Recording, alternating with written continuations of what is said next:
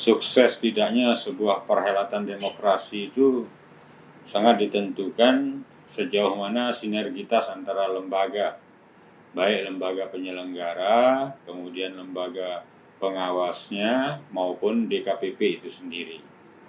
Nah, untuk saat ini, di dalam pelaksanaan pilkada yang mengacu kepada Undang-Undang 10 tahun 2016, memang di dalam hal yang paling penting, terutama terkait dengan politik uang yang menjadi momok dalam setiap perhelatan demokrasi di negara kita, itu dari sisi undang-undangnya sudah cukup bagus, tapi kelemahannya ada pada tataran eksekusi.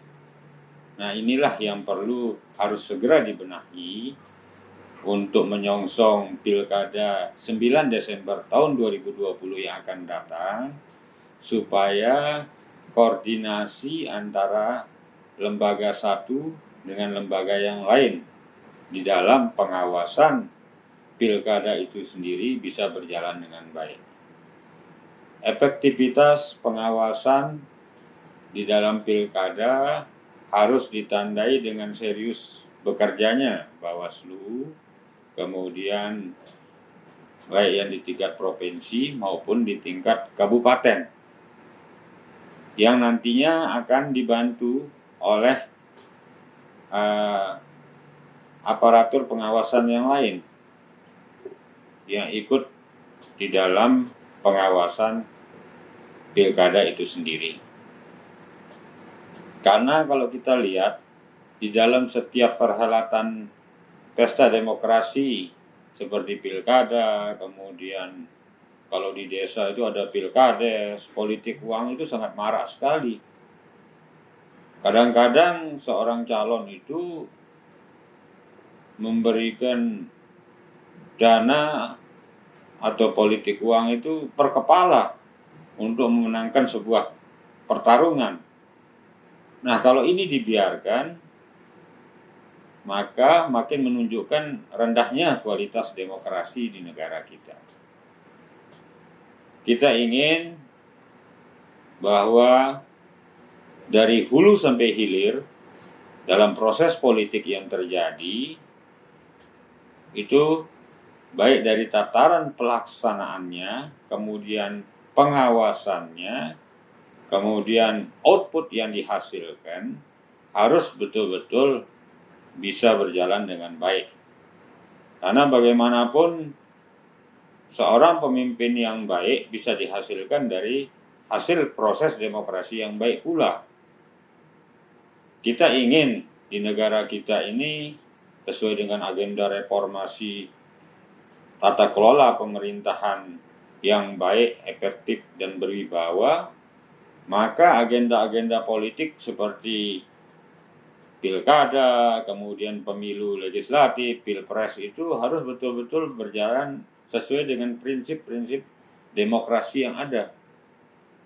Bagaimana kita laksanakan proses politik itu dengan langsung, umum, bebas, rahasia, jujur, dan adil.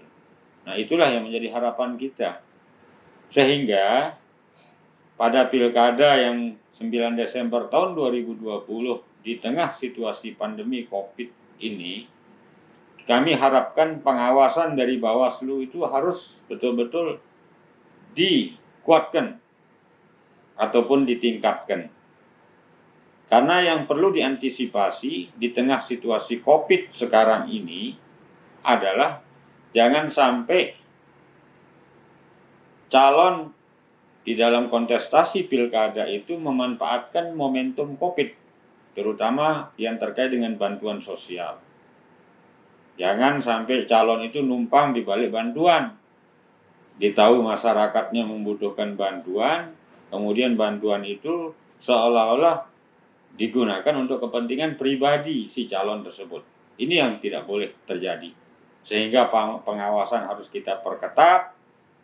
Kalau pengawasan sudah diperketat, kita akan bisa memastikan nanti bahwa kualitasnya akan bisa lebih baik.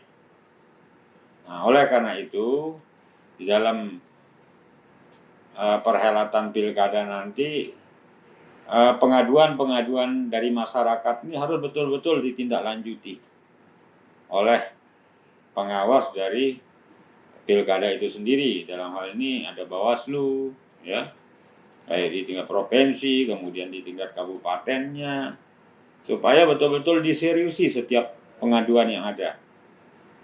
Karena di sana juga ada sentra Gakumdu, ya, yang terdiri dari aparatur penegak hukum, sehingga bisa memastikan apakah pelanggaran itu nanti bersifat administratif maupun bersifat tindakan pidana. Jadi tidak boleh lagi ada del-del nanti.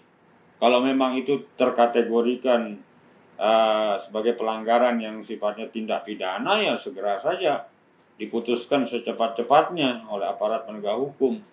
Begitu juga ketika pelanggaran itu bersifat administratif, maka penyelenggara maupun pengawas harus bisa memutuskan dengan seadil-adilnya. Karena tidak jarang, ya, apabila penyelenggara maupun pengawas bermain-main di dalam setiap proses politik, maka itu akan bisa menimbulkan konflik sosial di tengah-tengah masyarakat. Banyak sekali kita lihat dalam perhelatan pesta demokrasi di beberapa daerah di Indonesia ini yang terjadi keributan antara pendukung dan satu dengan pendukung lain. Ada ketidakpuasan, kemudian ada rasa kecewa. Semua itu rata-rata didominasi oleh tidak tegasnya pengawas pilkada itu sendiri maupun tidak jujurnya pelaksana dari pilkada itu sendiri. Nah, kalau semua kita menegakkan integritas yang kita miliki, melaksanakan aturan dengan sebaik-baiknya, saya pikir kualitas ke depan itu akan bisa berjalan lebih baik. Sehingga pemimpin-pemimpin daerah yang kita hasilkan pun hasilnya akan lebih baik. Karena catatan dari KPK kan sudah cukup panjang tentang betapa banyaknya pejabat-pejabat publik, terutama pimpinan daerah ini yang terjerat kasus-kasus korupsi. Kebanyakan kasus korupsi yang dialami oleh para pimpinan daerah tersebut lebih banyak didominasi karena faktor proses, ya, yang tidak baik. Misalnya seorang calon itu mengeluarkan dana terlalu besar, kemudian bagaimana ketika dia memenangkan perhelatan pilkada itu dia harus mengembalikan dana yang begitu besar, sehingga dengan segala cara mereka memanipulasi, kemudian mengatur-ngatur proyek yang ada di daerah, maka konsekuensi hukumlah yang diberlakukan dalam hal ini. Nah, ini yang kita tidak inginkan terjadi. Maka dari proses bagaimana perekrutan di partai politik juga harus berjalan dengan baik. Kemudian proses pendaftaran di KPU juga bisa berjalan dengan baik, sampai dengan proses perhelatan pesta demokrasi itu juga harus bisa berjalan dengan baik.